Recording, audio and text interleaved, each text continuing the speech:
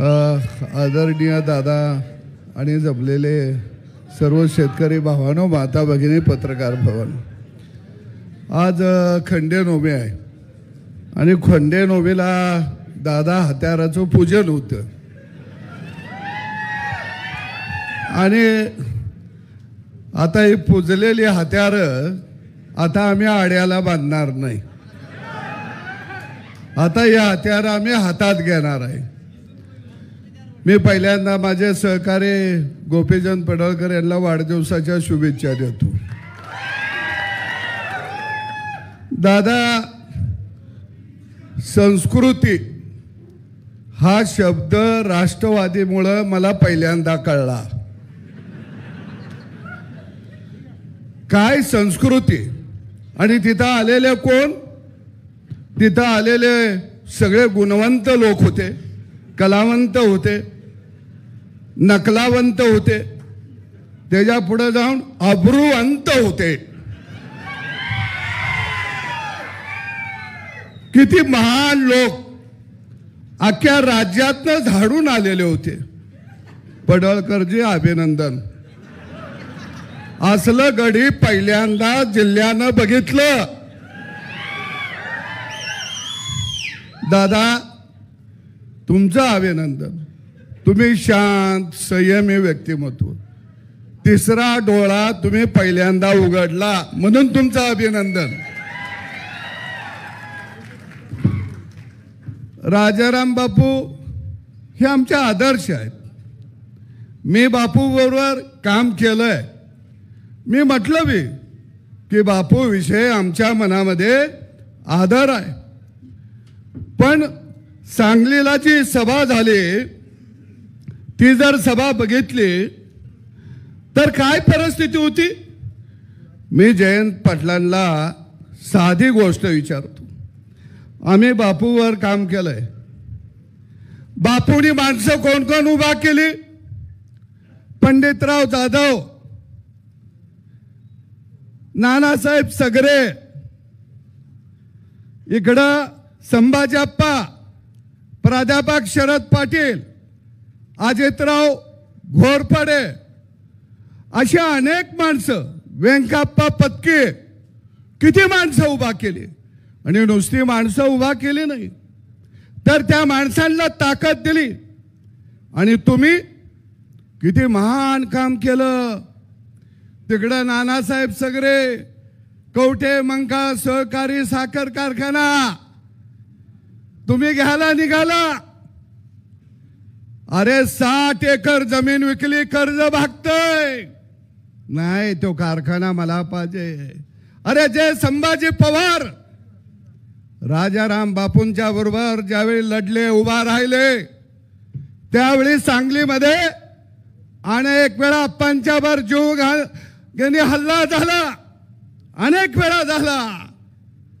त्या अप्पाने तुम्हाने बापू नंतर खांद्यावरनं सांगलीत आणलं. तुम्ही काय केलं? सूर्योदय छाणला.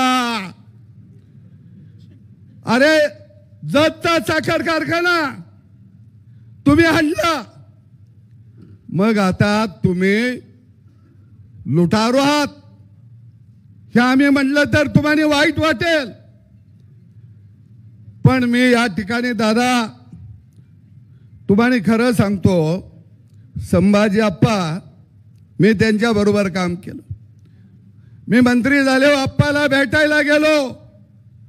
त्यावेळी अप्पा दर्शन घेतले, अंबरला फोडला आणि म्हणले, देवा भाऊंना सांगा हा कारखाना मी लय कष्टाने उभा केलाय. हा कारखाना माझा हिने कशात घातलाय. अंबरला फोडला. अरे अप्पाच्या डोळ्यात शेवटच्या क्षणापर्यंत पाणी होतं. शेवटच्या क्षणापर्यंत त्या अप्पाचा तळतळाट तुम्हाला लागल्याशिवाय राहणार नाही, तुम्हाला सांगतो. अरे दादा, इकडं अण्णासाहेब डांगे जनता सहकारी साखर कारखाना नाही होऊ दिला. तिथं दुसरी शाखा काढली.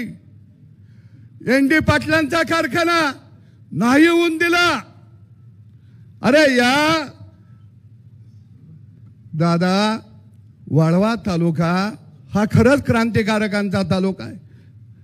क्रांतिसिंह नाना पाटील, क्रांतीवीर नागनाथ अण्णा नाईकवाडी, स्वातंत्र्य सैनिक पांडू मास्तर, स्वातंत्र्य सैनिक बर्डे गुरुजी, तमाशा कलावंत गुलाबराव बोरगावकर, शिक्षण मंत्री कर्मवीर भाऊराव पाटील, लोकशाहीर अण्णाभाऊ साठे, पट्टे बापूराव, किती नावं, पी सावळाराम, किती नावं. पण यांचं एकाचं सुद्धा नाव शिल्लक राहणार नाही. एकाचं सुद्धा दादा स्मारक बांधलं नाही. सत्यजित भाऊ, पेठ नाक्याला दादा राज्याचे कृषी मंत्री होते आणि त्यावेळी आम्ही क्रांतिसिंह नाना पाटील कृषी महाविद्यालय आणलं. दादा यांचं सरकार आलो ते महाविद्यालय रद्द करायचा प्रयत्न केला. आता आपलं सरकार आलो दादा, परत तुम्ही त्याला निधी दिला का बरं? त्या महाविद्यालयाला नाव कुणाचं? क्रांतिसिंह नाना पाटील. आमच्या बाचं नाही दिलं, नाना पाटलांचं दिलं. पण यांना त्यांची अलर्जी. दादा खरं मी तुम्हाला सांगतो, त्या मेळाव्यामध्ये दिलीप पाटील काय बोलले? त्या अमोल कोल्याला म्हणले, कोला, त्याला म्हणले, कोल्या मी कुठला आहे? जेनं माझ्या गावात तुझ्या समोर सदाभाऊच्या आईला घोडा लागला म्हणला, त्या गावातला मी आहे. अरे ही तुमची संस्कृती. अरे सदाभाऊच्या आईला घोडा लावायला तुम्ही याल, त्यावेळी माझ्या बापानं 12 बैलाचा नांगराचा फाळ काढून ठेवलाय.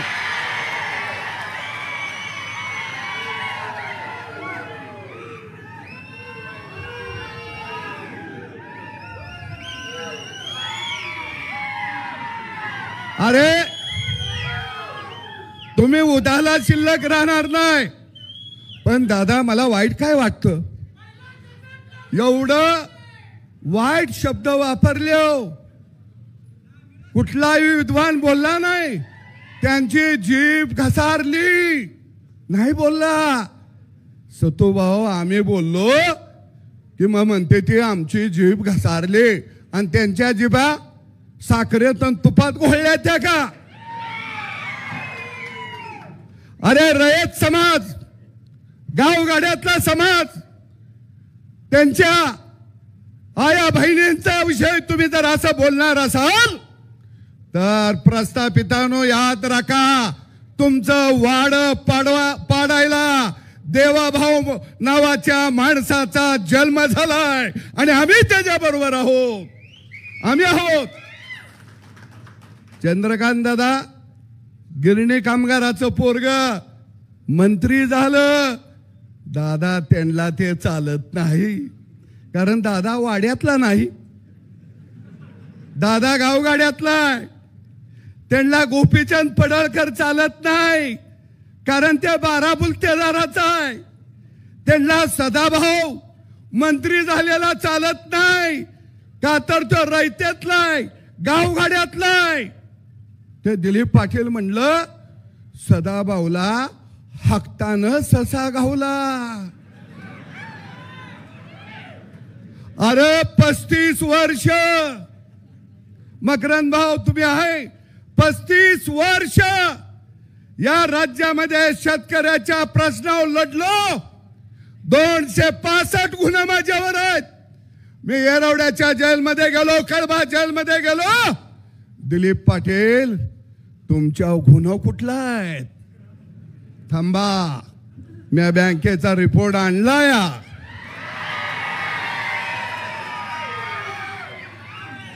तुमच्या गुन्हा कुठला? अरे मी माड्यामध्ये जाऊन उभा राहिलो, 5 लाख मत या फाटक्या माणसाला सोलापूर जिल्ह्यात मिळाले. तुम्ही जरा जिल्हा परिषदला उभा राहिलाय का? कवा दरबारात उभा राहिल्यामुळं तुम्हाला बँक कारखाना डायरेक्टर असली पद मिळाली आणि मला म्हणे तुम्हाला हक्कानं ससा घावला. अरे त्याला मग रानात जायला लागतं. कमोडवर बसल्यावर ससा नाही घावत.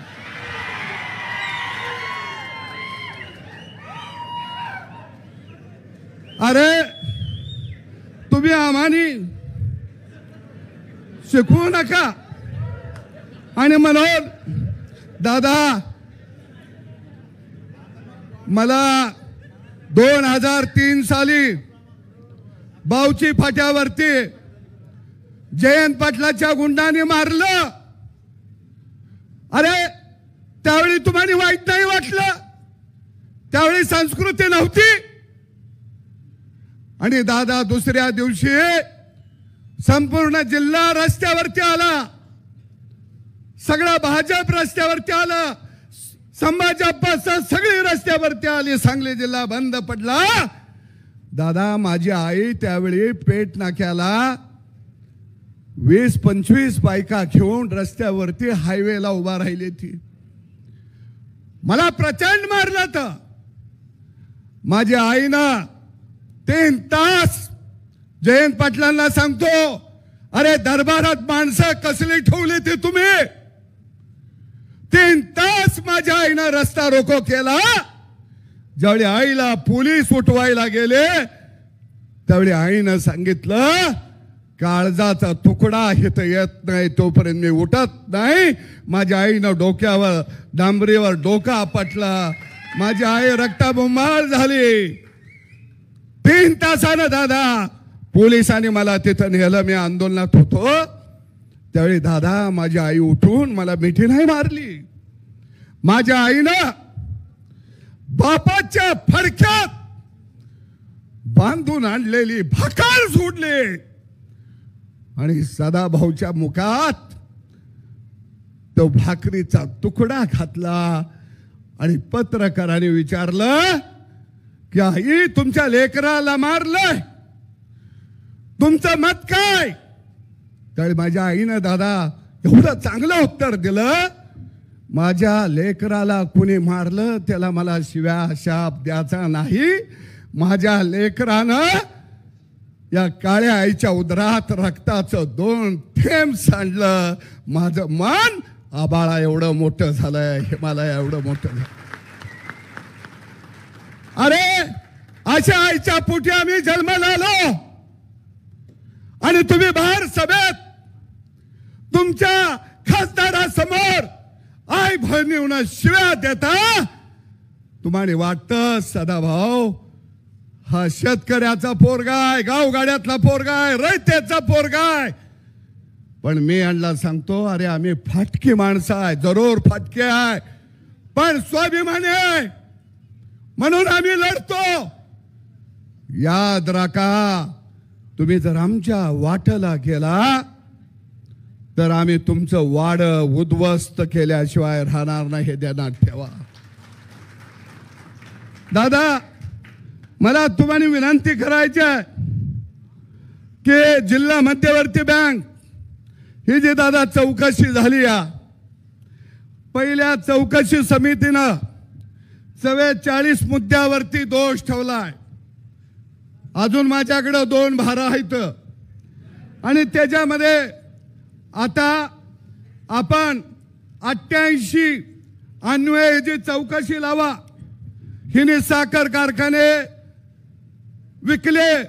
विका, पण साखर कारखाने तात्या दादा 400 कोटीचा कारखाना निलाव्यात काढायचा आणि 50 कोटीला विकायचा. वरच्या कर्जाला गोल मारायचा. 400-500 कोटीची मालमत्ता हिने 50 कोटी 40 कोटीला घेतलेल्या आहे. हिने खोट्या कंपन्या काढल्या दादा. त्या कंपन्यांच्या वरती कर्ज दाखवली. हिने खोट्या कोऑपरेटिव्ह संस्था काढल्या, त्याच्यावर कर्ज दाखवली. जी कंपनी नोकर भरतीला सक्षम नव्हती, काळ्या यादीत होती, त्या कंपनीकडनं नोकर भरती केले. 30 लाख 25 लाख 40 लाख रुपये एका एका कॅन्डिडेट कडून हिने घेतलं. दादा आता परत त्यांना परवानगी दिली 500 नोकर भरती करायला. 500 गुणिले 30 लाख लय मोठं घमाय. 150 कोटीचं ह्या बँकेवर प्रशासक नेमा आणि घोटाळा भागदारांच्या वरती कारवाई करा, ही मागणी आमची आहे. दादा ह्याच्या पुढे जाऊन मी तुम्हाला सांगतो, या विरोधामध्ये एक सुनील फराटे नावाच्या पोरानं आवाज उठवला. तेजाव दादा हिने अब्रू नुकसानीचा, अब्रूदार माणसं ह्यांची अब्रू व्हायला लागली. माझा आरोप करता का? अरे मला तुमचं सगळं माहित आहे, पण मी बोलणार नाही. मला बोलायच्या वेळी माझ्याकडे पोतं भरून आहे. मी तुमच्याबरोबरच होतो की, त्यामुळे मला माहित आहे योग्य वेळी काढू. दादा त्या माणसावरती 50 कोटीचा दावा दाखल केला. 50 कोटी. अरे त्याच्या किडन्या ऐकल्या तरी एवढा पैसा येणार नाहीत. 50 कोटीचा. आणि म्हणून दादा या बँकेची चौकशी झाली पाहिजे. दुसरं दादा मी खरं सांगतो तुम्हाला दादा, हे गडी लय भारी आहेत. आपली सभा झाली की तुम्हाला येऊन भेटणार चोरून. नाही यांचा डावच असतो. तुम्हाला भेटणार. दादा तुमच्यासारखा माणूस नाही आहे का? हा दादा तुम्ही प्रचंड अभ्यासू आहे. दादा तुमच्यामुळं लई विकास होतो. या हे खरं नसतंय दादा. मी मंत्री असताना बी अशीच करायला याची तर पुन्हा पळाली. राष्ट्रवादी ही पक्ष नाही दादा, ही टोळी आहे, टोळी लुटारूंची. राष्ट्रवादी हा पक्ष नाही. राष्ट्रवादी ही गुंडांची टोळी आहे, हा पक्ष नाही. व्यासपीठावर म्हणले तो सध्या माझं नाव घेत नाही. उगाच मंत्री झालो, उगाच आमदार झालो, बारामतीला पाणी पाजून आलो. या आता ह्याचं नाव दादा मी कशाला घेऊ? पावटं खाऊन वास याला मला काय गरज पडली दादा. आणि म्हणून मी दादा म्हणलो, गोपीचंद बोलले, मी म्हणलो नाही बोलायला पाहिजे होतं, आदर करायला पाहिजे होता. सत्यजित भाऊ मी चांगलं बोललो मी, मला घोडा लावला. मग रात्री गोपीचंद बोललं, भारी वाटलं.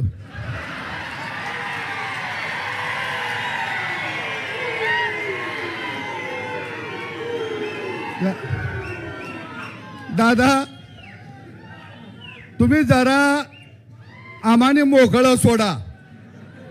आम्ही भेदभीत अजिबात नाही. फक्त अरे देवा भाऊ त्या सभेत काय बोलता तुम्ही? ताई बोलल्या किती बोलता, का बोलता? कारण देवा भाऊ हा तुमचा कर्दन काळ आहे. अरे देवा भाऊ हा सर्वसामान्य माणसाचा नेता आहे. देवा भाऊ हा गावगाड्याचा नेता आहे. देवा भाऊ प्रस्थापितांचा कर्दन काळ आहे, तुम्हा लुटारूंचा कर्दन काळ आहे. म्हणून तुम्हाला देवाभाऊचा राग आहे. पण या सगळ्या लुटारूंना सांगतो, त्यानं कारखाना काढला नाही, सूतगिरण काढली नाही, मेडिकल कॉलेज काढलं नाही, त्याने कुणाचं जमिनी लाटल्या नाहीत. निष्कलंक मुख्यमंत्री या राज्याला मिळाला. पण दादा प्रॉब्लेम काय आहे माहिती आहे का? आडनाव फडणीस. प्रॉब्लेम इथं आहे. त्यांना फडणीस जाधव गरीब तुमच्यासारखा पाटील मराठा चालत नाही. ते म्हणते ते आम्ही जहागीरदार, आमच्या 7-12 आहे राजकारणाच्या पटलावर. अरे तुमचा 7-12 नाही, तुमची आता नावं इतर हातात सुद्धा राहिलेली नाहीत. ते सोडा. आणि म्हणून काय काय घडी मला दादा म्हणले, त्या गोपीचंदला जरा आवरा की. मी म्हणलो कसा आवरायचा? अरे आम्ही सत्तेसाठी जन्माला आलो नाही. गावगाड्याला तुम्ही टाचाखाली ठेवलं, रयत समाज बहुजन समाजाला पायाखाली ठेवलं, म्हणून आमचा जन्म झाला. आणि म्हणून दादा मी तुमचं अभिनंदन करतो. तुम्ही तिसरा डोळा उघडला. आता 2 हातांना आम्हाला आशीर्वाद द्या. आमचं जरी रक्त सांडलं तरी दादा चालेल, कारण आम्ही म्हणेन ज्या परिवारामध्ये आम्ही जन्माला आलो तो परिवार आमच्याशी सह्याद्रीप्रमाणे राहिला. आणि देवाभाऊसाठी सदाभाऊ असेल ना गोपीचंद असेल, आमचं रक्त जरी सांडलं आणि प्राण जरी गेला तर ते म्हणेन आमचं सौभाग्याचं लेणं आहे, मरण सुद्धा सौभाग्याचं आलं. धन्यवाद. अत्याधुनिक आणि सर्व सोयी सुविधांयुक्त रुग्णांच्या आरोग्याची काळजी घेणारं आपलं हॉस्पिटल लक्ष्मी नारायण हॉस्पिटल. संपर्क 023 42 22 57 75.